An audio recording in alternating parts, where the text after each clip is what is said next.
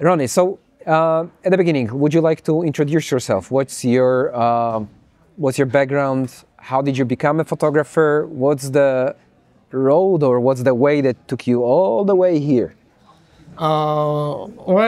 Shortly. Yeah, of course. Yeah. I will try to make it shortly. Well, should I speak here? Yeah. All right. Talk to me, talk there. All right. Feel free, we'll do whatever. So, well, my name is Ronny Garcia, obviously. I'm 35 years old. I started photography in 2014. And make it shortly, the reason why I started photography was because I quit drawing, because I just felt disconnected after many things that happened in my life. I moved from one country to another, and yeah, I got like totally disconnected. I found an internet guy who was a photographer, and he showed me that photography was more than I thought. It was, this guy could create like his own world. So I thought I want to do the same. So I bought a camera and I never stopped until now. So I think it has been like a snowball. 2014 you said, right? So it's a 10th anniversary of your photography career. Kind of, yeah. You never thought about it? No. That's wonderful. So we have a 10th anniversary. Yeah, 10th anniversary here. Beautiful. Yeah. I love it. So you said something that you had to get out of the country you were born. So you were born in Colombia, right? Exactly, yeah. So what happened? If we can ask, of course. Of course. Yeah, I don't have any. You can ask whatever you want.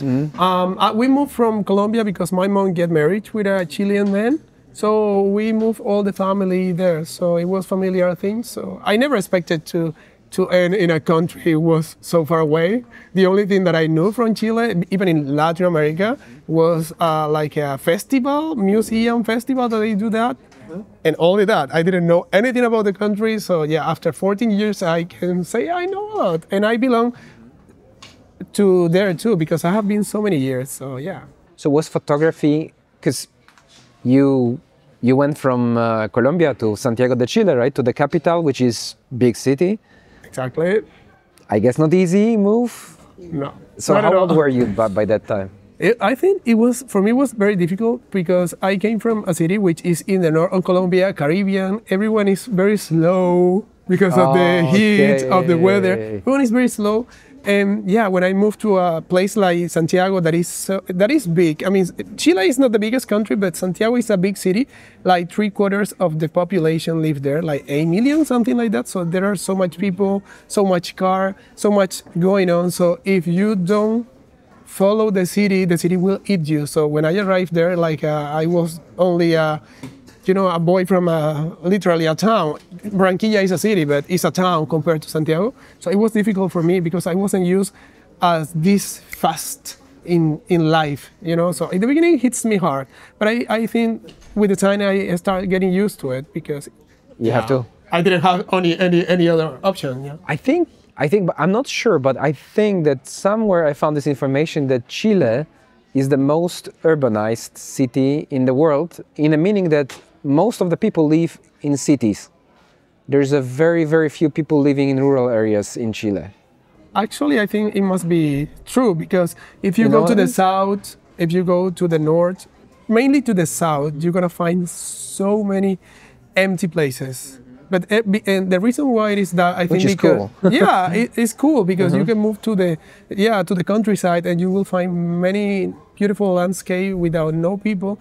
But the thing is that I think that this happened because everything happened in Santiago. So if you are not in Santiago, you won't have access to many of the things. If you want to shop things, if you want to go to festival, if you want to get real opportunities, you have to move to Santiago. So everyone has to move there. Yeah, so everything in Chile happens in Santiago. Yeah, that's why people from other region, they say Santiago is Chile because everything happens there and we don't have access to anything. Yeah, sounds it's unfair, but it is what it is now. Yeah, it is what it is. But would you say that when you moved to Chile and you were far from your hometown, from your neighborhood, or from your hood, would you say that photography became a coping strategy for you? Honestly, not. Or not? No, okay. Definitely not. I never took a camera in Colombia. I started photographing in Chile 1 year, I think 1 or 2 years later after I moved. And the reason was because I just got disconnected with the painting. I wasn't doing that anymore. and I always has been connected to art. Like I always have had this needed to create something, and then I just find something, and then I found this picture from this guy from the States, and I think he didn't know he changed my life, but he did it. Now I know him. We have chat and all those things, but by that time he didn't know he changed my life forever. Who's the guy who had to change your life? It was Alex Studer. And now you... Yeah, he changed my life. So I think that's why it's so important when you inspire people, when you tell your story, because you don't know who you're gonna touch. Sometimes you can touch someone and you change their life, as he did with me. So yeah. And he didn't know by that time. And he didn't know. Yeah, I think he didn't expect it, that, but he did. Actually. But now he knows. Now he knows. that's and you know, that's a beautiful story, because again, photography as a medium proves to be something way beyond technology, way beyond, you know, all these things like lenses, cameras, autofocus systems, or, you know, like image stabilization.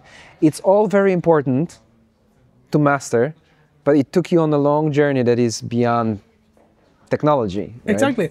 I mean, technical things are important because make your work easier. But I think it's more than that. I mean, I have known people that have expensive gears, which is okay if you have the money to pay for them, but they are not success, or they are not making a living out of this, because it's like, I don't know how to say that without it sounds like hard, but sometimes you just don't find soul in what they do, because they just care about technical stuff, about how much ISO do I have to use, how much. It's not about that, it's about how you feel it. It's sensitive. You know, for me, art is about sensitive, how you feel it. And if you are not able to feel that, then you are doing something wrong, and you have to recheck yourself and see what you are doing, because you are not connecting with what you are feeling. Even the previous interview we had on our live session was pretty much about that. Dorota Schulz, she's a fashion photographer. But despite the fact that fashion photography may be connected to, you know, to clients, brands, and this kind of stuff, she said like she has this connection, emotional connection with moments, with people, with things that happen around. So it's an interesting thing. So I guess you moved, I know the story, but just to, you know, keep the conversation going nicely and smoothly. So I guess you moved to Santiago de Chile, and you went to, I don't know, photography school, film school, or something. No, actually no. Actually, when I moved, first I studied advertising in Colombia. Then I moved to Chile, and I was facing a problem. I didn't have friends. I only had my boyfriend in that time, and I think what happened with Chile is that the society society is not that open, you know, so they not integrate you. So in Colombia we have something that if you meet someone, they take you to your home, they invite you to eat, and they ask you, you can stay here and sleep, and the day after they are crying it's like for Spanish, you. Mi casa, su casa, right? Exactly, is the traduction. Your house, my house, your house. Your house. Period. So in Chile it's not like that. So I was facing the problem that I didn't have friends. I was just only working, and I decided that I wanted to study graphic design. Maybe I can find something interesting. At that time, I didn't want to be a photographer. I wanted to keep my dream like being a, illustrator, painter. And yeah, I entered to the school. It was worse because I got like more disconnected, and I didn't like some classes. So it was the time that I decided I wanted to buy a camera. And then I bought a camera, and yeah, I never left the camera. Like, have been 10 years already. What did you buy? I bought a Canon 60D in that period. And I made a huge research, because it was the time that it was Nikon and Canon. Nada más. Nada más. Anything else, more, yeah. So it was Canon, and it works pretty good for a lot of time, but then I switched. What did you switch to? I switched to a 60. To what? A 60. A 6D? Yeah, a full frame camera. It's a big... It was a big camera, and it was a nice camera, but I had the problem that I have focus issues and all this stuff, and I always remember something. I made a group of friends that they were photographers, and we went to many places to make pictures, and he used a Sony. I remember it was a Sony Nex. It was a very small camera, And I always remember that he said, "You should change to Sony. It's the future." I say, and I remember I told him like, "Yeah, of course, with your toy camera," because it was so small. And after many years, when I switched from the 6D to Sony, I remember that, and I remember that in that period I wanted to an Nikon 70-100, 750-100. And at the end, I didn't buy it, and I thought, well, maybe I can give it a try to the Sony. And I didn't sell my 6D because I say, if I don't like it, I will get back to what I know. And I have the 6D under my bed, and I didn't sell it, and I didn't get back to Canon. That's interesting. So you still have the 6D? I still have it because it was my full frame camera. Now I just say like, yeah, it's a good memory. yeah, sure, of course. But you work on Sony system? Yeah, I work with Sony system, yeah. A7 IV? Yeah, I have been working with Sony for like, I will say 6-7 years. I worked 2 years when I bought the first i7R2, and then they contact me to be an Alpha Partner for Latin America. So I've been with them like 5 years, and I have tried different cameras, the 7 III, the A7 IV, and now I have the A7C with the A7 IV, and I love the A7C. It's small, and it's so fast, so yeah. Now you started to appreciate small cameras. Definitely. But I remember the time, I don't know if you do remember that, but in Poland, like if you were like, for example, in wedding photography business, you wanted to have the biggest lens and the biggest camera. Yeah. So everybody knew, yeah, he's the pro. That's the thing. The people think like if you have a bigger camera and a bigger lens, you will do beautiful pictures. But it's not about this. It's not about, when I understood that, because when I bought the first Canon, I bought a Canon that had 3 lenses, a bigger one, a not bigger one, and the smallest one, which was the 50, the plastic one. Yeah, and I remember. I love that lenses, and I didn't know why. But then now I understand why. But the other ones, I use it barely 2 times. So yeah, the bigger lenses, it doesn't make any better pictures. No, and definitely not. And actually, there is, if Jacek was here, he would know. There is a photographer, she still works with 6D and with other lenses, because she she wants that imperfection. She wants those pictures to be out of focus and all that stuff. A bit imperfect. It's her signature and it works. Yeah, of course. I think if you have a reason why you do that, I think it's justified, it's good to do it. Like, yeah, I just felt uncomfortable when sometimes I just made many portraits and I arrived home and the portrait that I liked the most was out of focus. And it was like, oh my God, no, please. So yeah, I changed it, and yeah, now it works for me, because what happened with Sony is that they have developed so much technologies that allows me not to worry about technical things. I just can focus on my art, not in technical things. So why not use something that made my life easier? Yeah, for me it works, so yeah. Perfect. I love that you say that, because technology, we said at the beginning, is not the most important thing, but it can help you to create your stuff, your exactly, things. Because I don't have to worry about it's gonna be on focus or not. No, I'm trust that this system gonna make my picture on focus and it's gonna work. So why don't use something that made my life easier? It's like in your house when you buy it's directly there at your eye or whatever you want. Yes. It's like in your house when you buy something that these cleaners for your floor and you don't have to be why don't you have something that made your life easier? Why not? We have 2 boys. And we have that thing. Yeah, and without I try to be practical with those things. Yeah, exactly. So I can relate to that. So, but let's talk about the most important thing now, because we have all the, disclaimers out of the way now. Yeah. So let's focus on your art. I gotta say, Ronny, that your art, since I saw a lot of your pictures, I did a research, Who's this Garcia? Who is this guy? ChatGPT, who is Ronny Garcia? ¿Cuál tipo de persona? So I was like researching, seeing your pictures. I gotta say that your art is spectacular. I mean, it makes an impact. Okay. So, how in the world did you get there?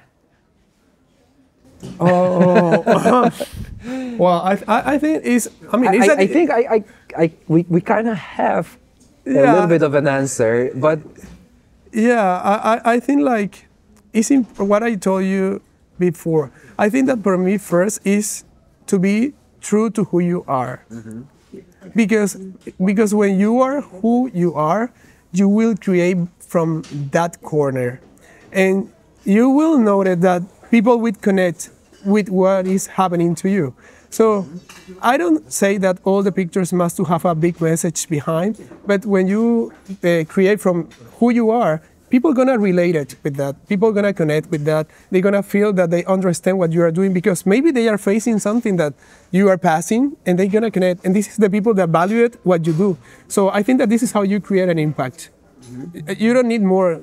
You don't need to copy what is doing the other person. I mean, you can see reference, you can admire other photographers, but if you create from your perspective, from your corner, from your true, I think that nobody can copy that because it's your own story, and only you can tell that. So I think that this is the way that you can connect with other people.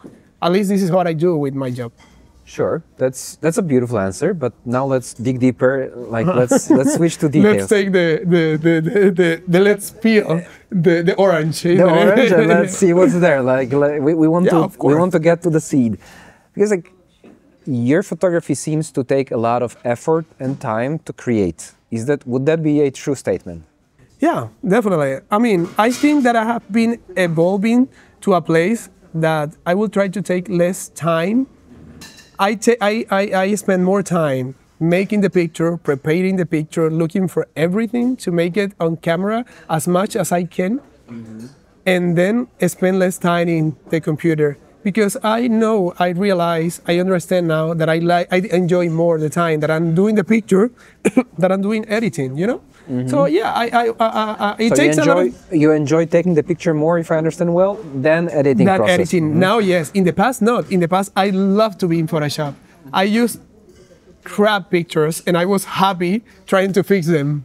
But now I don't need that, because I think in that moment I needed to learn many things in Photoshop. Now the things that I know help me to do what I need. So now I spend more time like trying to make the cute picture on camera, cute light, good setting, good styling, good objects, to have everything like planned so it works. And when I sit in the computer, it's like a puzzle. I just put them together and it works smooth and faster. Okay, beautiful. And I think a lot of photographers can relate to that it is actually the most rewarding thing to spend time with camera, with people, with the project, with the image than in front of the screen. Now, a little bit of technicalities behind the scenes from your photo shoots. Do you use like strobes, like flash, or you rather use like, video lights? I like more video lights. I'm a video lights person now that I'm in a studio. And I think that with the cameras that we use now, like Sony's, that you can see what is happening in real life. For me, it's pointless to use flashes. And also because in the area where we are living, in the years that we are living, that we are creating behind the scenes, recording contents, it's better to have constant lights. I think this is very important because now is the AI, that is artificial intelligence, that can do pictures better than I do. But you know what they can do? They can leave the process, and I can do the process. And for me, the process is part of this piece of art.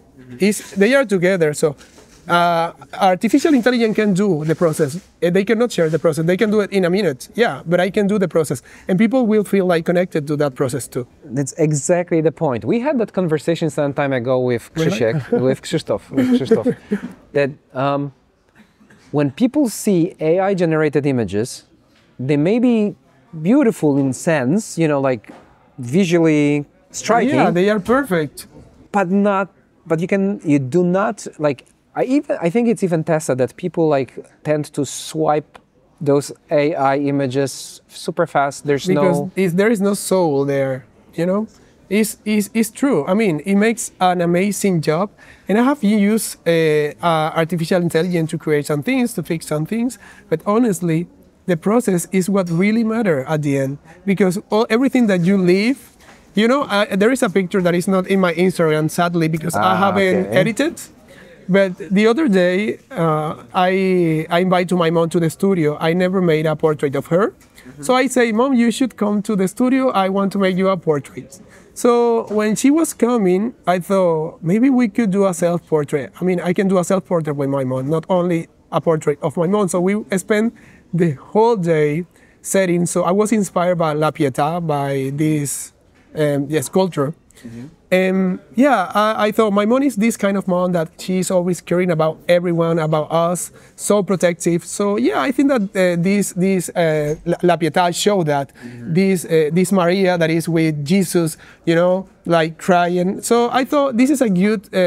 So she's a real Latin mom. Exactly, she is the definition of a Latin mom. So I thought this is a good idea to create something. So we spent the whole day in the studio. We set everything. I made the makeup for her.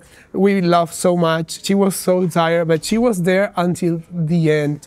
And you know, I don't know if the picture is gonna work or not, but only the fact that I live that process with her is a great memory. So the AI can do that. So for me, this is very important, you know.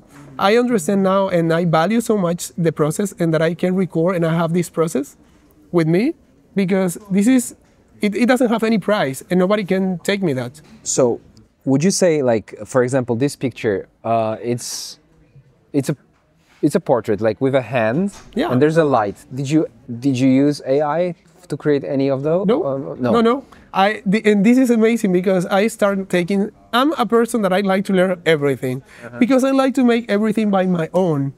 I don't know why, but I don't like to ask for help. Okay. I'm a very bad person asking for help. I should ask more, but I don't like much. Proud? No. I don't like it. I don't like much.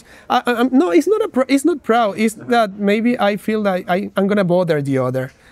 You know, it's that feeling that if I ask something, I'm gonna bother the other. So I rather try to do for myself and don't ask. But I wish I could say, you know, and I don't care. But I feel like uncomfortable. And you know, I made this picture and I made the makeup. I was the whole day in the studio. The day before I tried to make the makeup, it didn't work. So the day after, I knew what I did wrong, so I could do it again. I record myself doing the pictures, doing the makeup. So I had the whole process and it was nice. I learned so much. So yeah, who can take me that? The AI can do it. Yeah, like of course, but no AI, like the mermaid? The only thing that is Photomat does is the background, the moon, because I wanted to feel the moon, so I used an overlay, and it was very easy. But everything is there. In fact, the real is not, because Instagram thought it was, how you call it? It was sensitive content, because the model, I put her something in the nipples to cover it. It was like a plastic thing that the girl used, and she had a fabric. And the orangey part, it was visible, and Instagram saw it is not able to see to show it, so you cannot have it. Yeah, it's a sensitive. I don't understand that, but so you had to edit it out. Yeah, I have to only upload the picture, but if you see the process on my Instagram, maybe I can send you the video. Yeah, you can see it, and everything is done on camera, everything. So I felt so proud about it because it was one of those pictures that I say, you know, I feel good that I made everything on camera, everything, even the light, the adjustment that I did to this picture was so little that it was pretty good. Yeah, but there's nothing wrong about using it. I'm just trying to get to what extent are you using it. So yeah, no, everything was on camera except the moon. So I really like to do that. That's why I think I'm changing, because if you ask me when I started photography about the AI, I would be the happiest person in the world doing that. Now that I'm not so into post-processing so much the image and trying to do everything as much as I can in the computer, things are changing. But yeah, well, I'm back into my roots, I guess. It's, you know, it seems like it happens to a lot of photographers, since we had so many interviews these 2 days, that with time, photographers in general prefer to do more in the camera than in post-processing, because at the end it's more rewarding. And not only that, I'm going to tell you something. Being a freelancer photographer is a very lonely job. a very lonely job. If you think how much hours do you spend alone, you will realize that you spend like most of the time editing pictures, and maybe if you're a social photographer, you go during the weekend and you spend with people, but the other rest of the week, you are doing stuff sitting in a computer alone, without talking to anyone. So I don't want to spend my whole job all alone, only editing pictures. So the better I do in the camera, the less I have to do in the computer. I spend more time with people, shooting and thinking in ideas. And I have a fun and I have a great time. That's why maybe I have switched that. I don't know. But I mean, how to put it? You just nailed the point, because like I had myself the same feeling that it's just, you know, sitting with your computer editing or like editing videos, doing all that stuff is just making me too isolated. Yeah. So I mean, when you say that, I'm like, oh man, I've been there, and I still try to find ways to connect more and more to people, to the, you know, reality outside. We need it. We need it. We are social.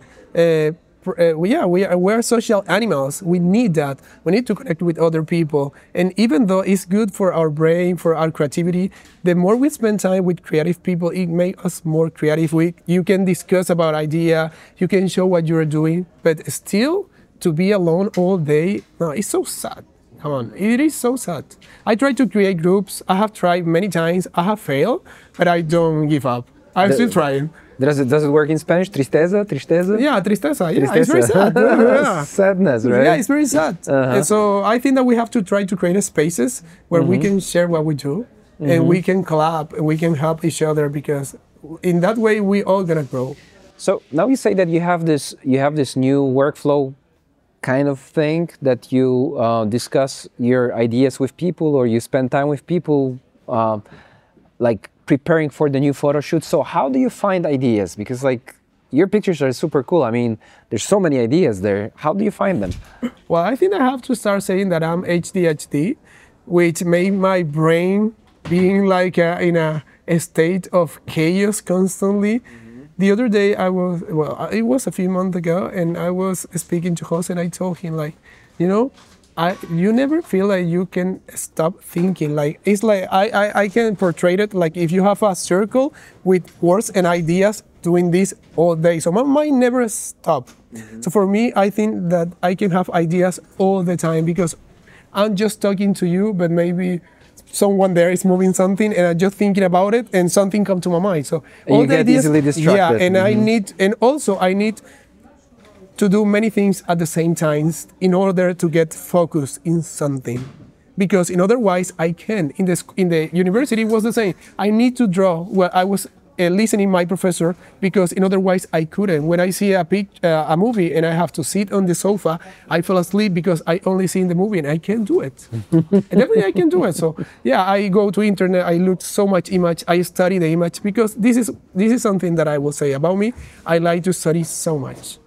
By my own, of course, in my own time, but I like to study. I take the image and I try to understand how they did it, how they illuminated the colors, all the election that they did, why they pick this and why they do this. Now I'm studying filming, why the director did that, how he illuminated that. So yeah, I like that. So when it comes to ideas, I'm collecting ideas from many places. From anything. So yeah. Like, it can be video, it can be music, it can be image, it can be sculpture. Exactly. So you don't limit yourself to just watching photography. In fact, I always say to my colleagues, look outside of photography.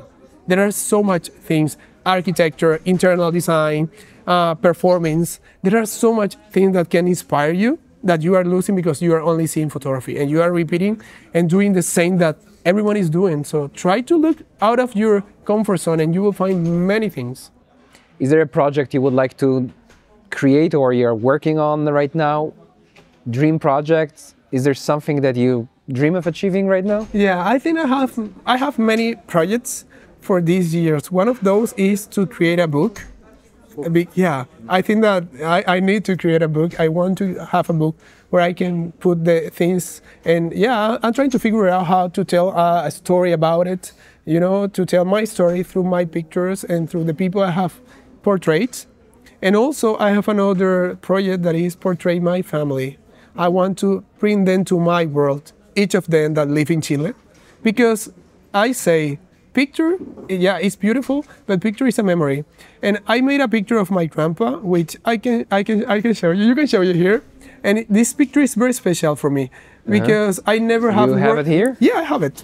Actually, I have it. I have it. Okay, so I hope later we can put a layer of those pictures. Yeah, let me look for it because it, for me, means so much. My grandpa was sick in that moment. They told us. So maybe he wouldn't do it. This is my grandpa.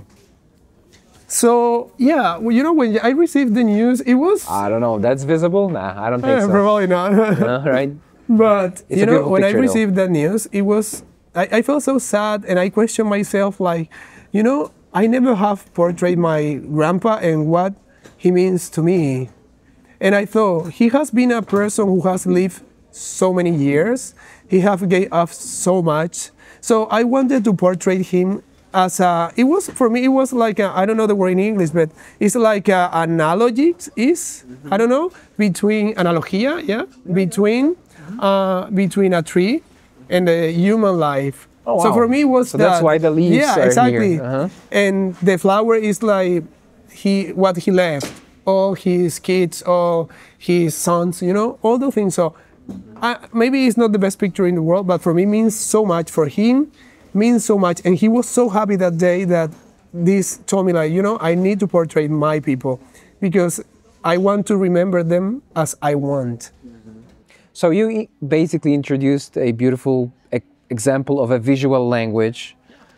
But, you know, there's something interesting there because I'm thinking, if I saw this picture on Instagram, not knowing you, not knowing the story of your grandpa, would my perception of that image be the same, or would I understand? Probably not.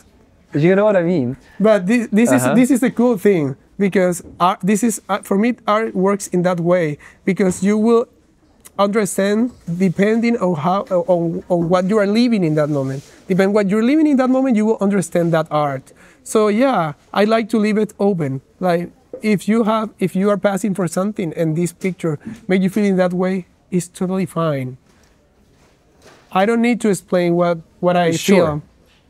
And that's beautiful. You are there to not to tell people what to think. You just want them to think or to feel. Because I create this in what I was feeling, but you can relate it with that and feel what you need to feel in that moment. About your self-portraits. Yeah. Before we had that nice conversation here that your self-portraits are like hugely connected to your emotional condition. Tell us something about it. How did you come up with this idea of photographing yourself, or how does it relate to your life? And I think I always was such a shy person. I didn't like cameras. I didn't like to be in front of the camera. That's why I don't have so much picture when I was younger. And when I bought my camera, when I back to Chile, I have two paths. I had to quick photography, or I could photograph myself. I didn't have anyone to photograph. Okay. So yeah, I say, you know, I can try this. I'm gonna try this, and I made some pictures, horrible ones. But I like it, and I start losing like this feeling, and I start to. It was like therapy because I start feeling more comfortable with myself, with my image, and now I can say I love myself very much. You know, and I don't have any problem to see myself in a picture. In fact, when I have to do a self-portrait, I'm not the shy person I can be naked running through the stadium, you know, to make a self-portrait. And I don't care what people think because I'm doing that for myself. And I think that photography helped me a lot to that. Yeah. Like to break that border, that shy that I had it. And yeah, it's my alter ego. When I'm a photographer, when I'm doing a self-portrait, it's my alter ego. I'm not shy anymore. And I can do many things that in my normal life I wouldn't do. I'm scared of high. But in photography, I can be climbing anywhere and I won't think about it. I just do it. So, it's like superpower coming to you. Exactly. It's the opposite of Kryptonita. yeah, like Superman. Exactly, it's the opposite. Your Canon or now your Sony is your kryptonite, yeah, right? Yeah, literally, literally. You get Give me this. superpowers because I don't feel scared when I'm doing a self-portrait. I have doing so many things. I have been in. I remember in 2016 we went to Ireland and I went to this cold water full of ice. I don't remember the name. Iceland or Ireland? Ireland, yeah. And there was this lake, lagoon, full of this glacier ice, and I went into it. I didn't feel my feet, but I didn't care. We went to a high, and I was almost in the border, and I was there doing the picture.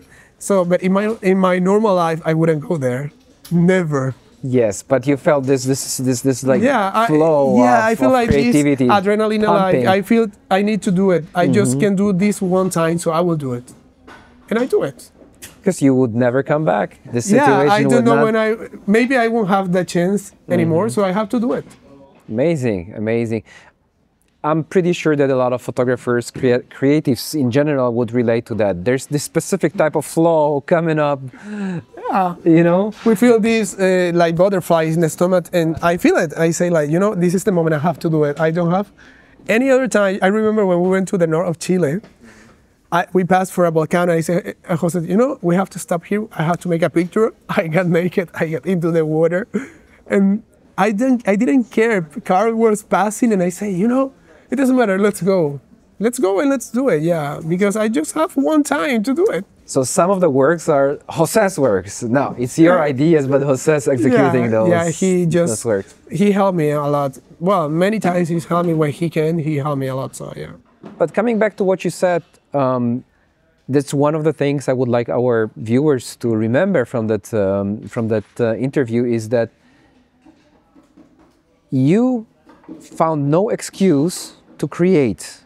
You wanted to create, you had that drive, there was no excuse. You did that with camera you had, and no model, no problem. Yeah, like there is no excuse. You always have, if you want to create, you can do it. Even though I think that when you have these hard periods, when you feel that you don't want to create, you pick up the camera and start shooting, you're gonna start feeling again that. And this is what I do. I don't want to photograph. I go to the studio and I start making pictures. I say, oh, this thing connects to this, and then boom, I'm the whole day making pictures. And you enjoy that? Yeah, I enjoyed that very much, but very much. Can you imagine yourself doing something else? I think so, yes.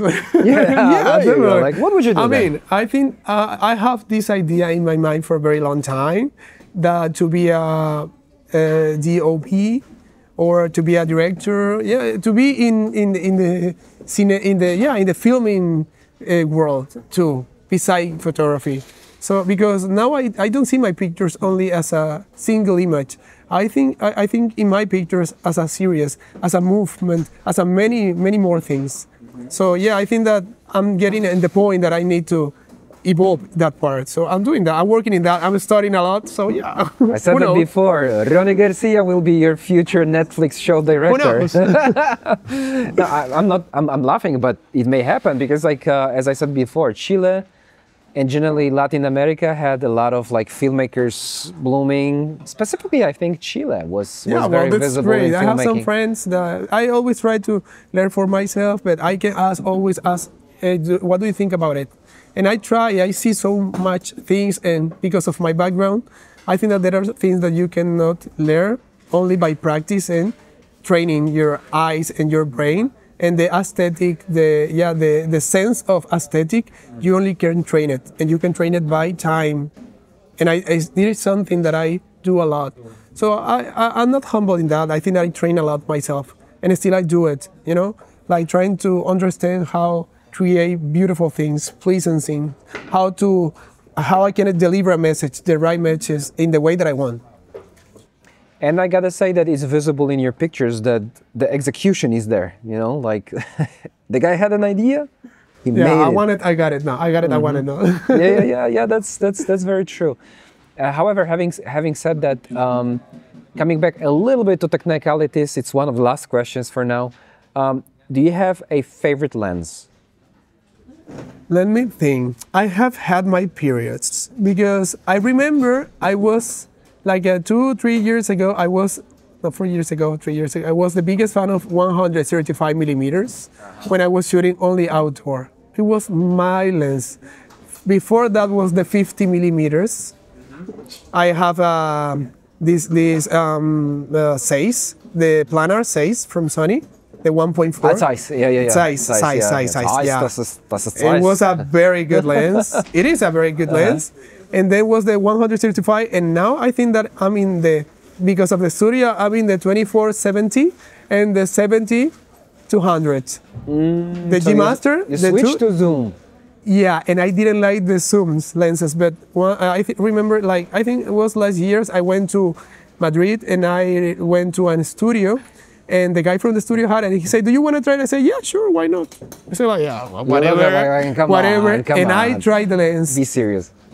Oh my God, it was crazy. The quality, the size, mainly the weight, because I have a problem with lenses that are so weight. This lens is the perfect size, the perfect weight, and the portraits, the sharpness is on point. Yes. So yeah. Zoom lenses nowadays are not the zoom lenses. No, definitely not. So now I just use normally the 24-70, and they are my favorite now. The 2.8? Yeah. The original Sony, right? No, the G Master 2. G Master 2. So yeah. So So it's smaller and it's less weight. I mean, come on, let's face it. 24-70, 2.8 G Master version 2. Yeah, it's pretty good lens. Actually, it's pretty good lens. But well, I'm a lucky one. Yeah, you have the support from, you have some support from Sony, Yeah, so they can provide you with lenses. So yeah, that's why I stuff. consider myself very lucky, very lucky person. You told me before that you consider yourself a happy person. I am. In this moment of my life, I am very much. I think so, yeah. Because the other, it's crazy because, yeah, life can change so much. And I always have tried to be like a positive person. But now I understand that it's good to feel how you feel. And you have to be able to receive it, leave it, and he will go. And not always I'm going to be happy, but well, in this moment I'm happy. So yeah, I enjoy that happiness, what it is. You take it, right? Yeah. Like 24-70, 2.8? Of course, it makes me more happy. Give me the 70-200, 2.8 version 2. I'm more happy now. But honestly, like one of the my takeouts, personal takeouts from this great conversation we have is that you reconnected to people, or you look for more connection with people. I think that's one of the keys to make photographer's life less lonely, more creative, happier. So, this is so important. Like when I go to shooting, I love so much. Before I came here, I need to make a portraits. For a shoot, I need to make a portraits. And it was funny because I never have been in the studio too late, because model could at 6, she arrived like at 7, and we end at 3.5, 2.5, something like that. It was so late, and the day after we have the flight here. But I was so happy, we loved so much, we spoke about life so much. So not only the portraits, but yeah, and now I know that the next time I see her, we will speak so much, because we connect so much. So these connections are so valuable. And that's what makes this photography more valuable. And you enjoy that more. Again, this connection. It's a step up from technicalities, from all the, like technical stuff, like setup, to something that people can connect. Yeah, I mean, technical is important. Yes. But once you know the technical, you don't have to stick there, because this is like a cage. You will be there. And yeah, you will be there like forever. You have to open the door and you have to run, because you know what you need to know. So just keep moving. Just keep moving. Ronny Garcia's philosophy here. Philosophy. No. We will call it the phrase of the year. Just keep moving. You cannot stay. Yeah, you cannot stay in that cage. Ronny, thank you so much. I have so many questions still, but the time flies quickly. It was great. Thank you very much. I mean, thank you very much to Fotoforma. Thank to you for the interview. It was such a nice conversation. Like, I really had a great time. It was like very nice. Like, I like to talk a lot. Even English is not my main language, but I think that I'm getting better every time I speak. So yeah, even though I try to make myself so that people understand me. So yeah, thank you. I hope you like it and you get something out of it. Yeah, muchas gracias. Muchas gracias. Obrigado. Obrigado. Hasta luego. Hasta pronto. Dziękujemy Wam za uwagę i do zobaczenia wkrótce.